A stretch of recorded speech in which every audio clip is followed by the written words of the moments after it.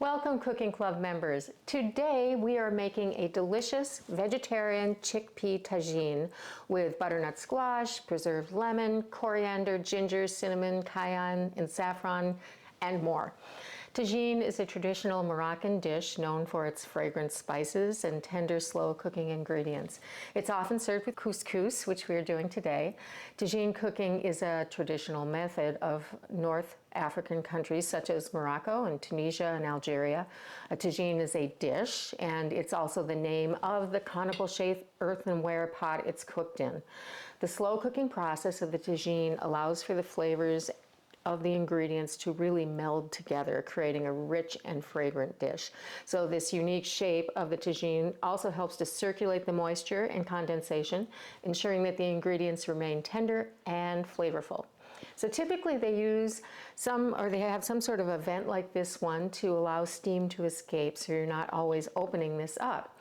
The use of spices such as cumin, coriander, cinnamon, and saffron is a hallmark of tagine cooking, giving the dishes their distinctive taste and aroma.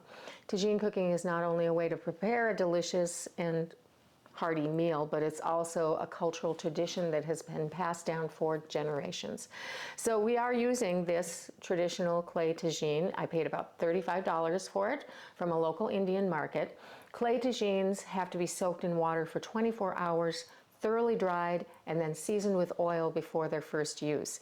And they can break if you shock them with extreme heat or expose them to an extreme temperature shift.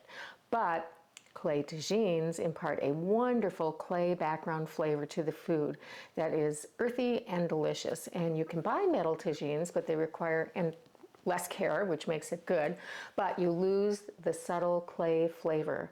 And for me, it's worth the trouble. All right, as you can see, I've done a lot of prep already. I'm about to just finish up my spices. I have here a teaspoon and a half of ground coriander. And to that, I'm going to add a half a teaspoon of ground ginger, a little bit on the generous side. And then I'm using different spoons for all of this. Could wipe them off, but I have a lot of measuring spoons. Teaspoon of ground cinnamon, and half a teaspoon of cayenne pepper, which is going to give us some nice heat. Okay, then to that, I'm going to add a half a teaspoon of kosher salt and half a teaspoon or so freshly ground black pepper. Really helps to measure everything ahead of time, particularly the spices, because you don't want to be measuring and adding them in as you go. Just want to get it over with, so work ahead on that. And a generous pinch of saffron. That's more than a pinch, but I love this stuff. This little bit of saffron cost me $65, so it is truly the most expensive spice in the world. All right. That's ready to go, and then I have here the liquid that I'm going to be adding. So part of what I'm adding to this is a 15-ounce can. This is actually half of a 28-ounce can that I froze. It's still partially frozen. I do not want to add frozen ingredients directly into the pan. Again, you can't shock it with temperature differences, but it'll be hot, so you can't throw in something that's cold or out of the refrigerator, let alone out of the freezer. So what I'm going to do is heat this up with my stock. So this is roughly 15 and a half ounces of tomatoes. And then here is my cup of stock. And I will put this back on the stove. And I will heat that up before I start cooking. And then I have here some preserved lemons. I worked on these, maybe 2 months ago, month and a half ago. Anyway, these are homegrown lemons from a friend, Cooking Club member friend. And they have some nigella seeds in them. And this is what they look like after sitting in the fridge for well over a month. Now, they're pretty much salted in brine and lemon juice. You don't have to take off the nigella seeds, you can leave them. And this is going to account for some of the salt that's going to be in our dish. So we already have a half a teaspoon. These are pretty salty and they're also pretty sour. And what I'm going to do, these are big lemons, is I'm not going to put all of them into the dish. I'm going to save some of them out and use them as part of my garnish, and you'll see that when we put it together. Okay, now that I have this all done, I'm going to move all of this over to the stove and we can start cooking. Okay, so I have my stock and tomatoes back here heating up, and I have a simmer plate here. This is just a metal plate that's going to evenly distribute the heat underneath of the tagine. It's really important that you don't have your tagine directly in contact with the flame. You need to use a simmer plate if you're going to be cooking on a gas stove. So I'll put this on here, and I'm going to get this over a medium flame. And this is going to take some time because you can certainly see that this is well used, can't you? I just got this, so it's going to get worse. But anyway, this is over medium heat, and it's going to take maybe 5 minutes for this to get up to temperature so that I can start cooking in it. I have a generous tablespoon and a half of oil. Just remember that this gets really hot. Some of these tagines actually have handles. This one does not. So I'm going to let this sit, the oil sit for a good 2 or 3 minutes until I know that it's going to sizzle when I put in my onion. This has been heating now for probably 8 to 10 minutes, so it really does take some time. And a good way to just keep an eye on it is just take one of your onions and put it in, and when it starts to sizzle, you know that it's up to temp and you can start cooking. So here's my onion. This is a red onion, and I'll break it apart as I kind of saute it. 1 medium-sized red onion sliced. You're going to see a lot of different textures in this dish, and this is the first one. This has been going for a good 5 minutes. You can see they're getting translucent, but they're not completely cooked. That's okay, we have more to do here. And then this is 2 cloves of finely minced garlic. I minced this to the point of almost being a paste. That's important because we really want that garlic flavor to distribute all the way through the dish. We'll stir that up, and we'll give that a 2-minute saute before we add in other ingredients. It's starting to smell good in here. We haven't even gotten to the spices. This is 2 medium carrots that are peeled, and I diced them. I would call it about a 1/2-inch dice. And then here's my butternut squash. That's a very generous 1.5 cups of butternut squash that I cubed, about 3/4 of an inch. We're going to saute this for about 3 minutes, just to give it a little cooking head start. This has been about 3 minutes, and now for the good part, in go all of the spices.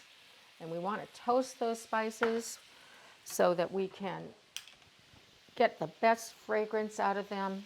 Open them up a little bit before we add our liquid. I stirred these for about a minute.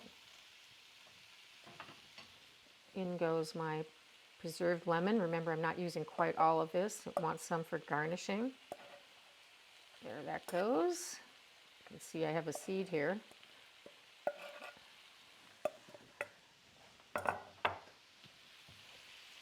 Stir those in. And then last but not least, once I get these distributed, I'm going to add in my cup of chicken stock and my 15 ounces of whole tomatoes that I froze and put into the stock to make sure that I was not putting anything cold into this while it's hot, because that would break my pot. And if you go on the internet and want to see tagine pots that are broken on gas stoves, you can see a lot of them, so it does happen. Cut that heat there, and then in this goes directly into the pot.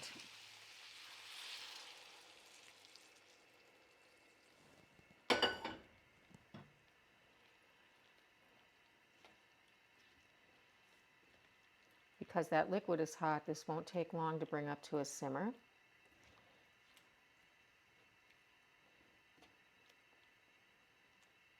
And when that happens, then we'll cover it.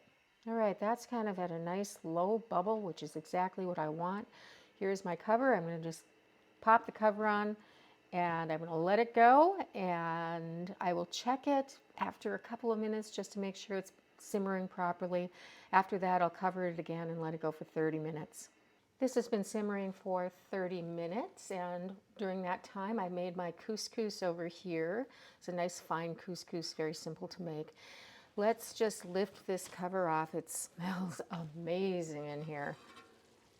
I have turned this heat down significantly, but you can still see once this pot gets up to temp, it really cooks. And this is down to low, and it's still simmering really nicely.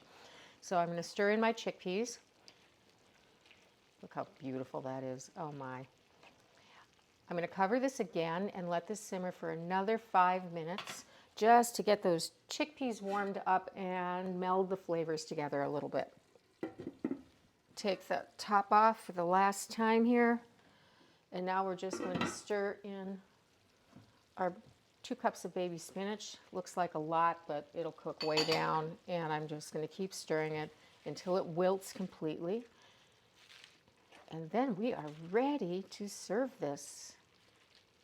What's funny about this is that it takes quite a while for this pot to heat up. Partially that's because of the diffuser, and partially it's just because it's clay. Takes a while for it to heat up, and then when you turn it off, it takes a while for it to stop bubbling just because it retains the heat so much. All right, let's get this into a plate. Here's my couscous, which I've fluffed. Put some of that in there. It's always nice to have a nice colorful plate for a dish like this. There we go, that looks good. This tends to clump up a little bit, so I'm just kind of knocking it back a little, breaking them up. They stick together for a while, but if you just press on them, they come apart. And here is my beautiful tagine. I tend to wilt the lettuce or the spinach just a little bit, and then I turn it off, and the rest of the bubbling wilts it down. Smells so good. Absolutely, total comfort food. All of those spices coming through. The vegetables are cooked beautifully. It's the right ratio of chickpeas. It's not too chickpea-y, but it's definitely got the presence. Okay, one more scoop, I think. This recipe says it serves 4. It just depends on how big of servings that you would use. For us, it's usually about 6 servings. All right, let's put some mint on top. The fresh herbs are going to just really pop. Really nice thing to put on something that's been kind of cooking for a while, and it'll offset some of those spices with some nice bright flavors. And then we have some feta, and we know what that brings to the table. That's going to add a lot of zing to the dish. As much or as little as you like. And then the recipe calls for pomegranate seeds, but guess what? No pomegranate seeds this time of year, so I opted for some fresh mango because I really want that fresh sweetness to offset all of those spices as well. And then, remember I had some preserved lemon. I can't get enough of this stuff. We're going to put a few of those little slices on top. And don't avoid the nigella seeds. Nigella is a seed that has almost oregano earthiness to it, and they're really good. And they've been soaking in this water for a couple of months, so they're not really that crunchy anymore. And there it is. Is that beautiful or what? This is lunch. Yay. I really hope you go out and buy a clay tagine and try this and make my vegetarian chickpea tagine in it and serve it right on your table just like this. It's a beautiful dish. Take care.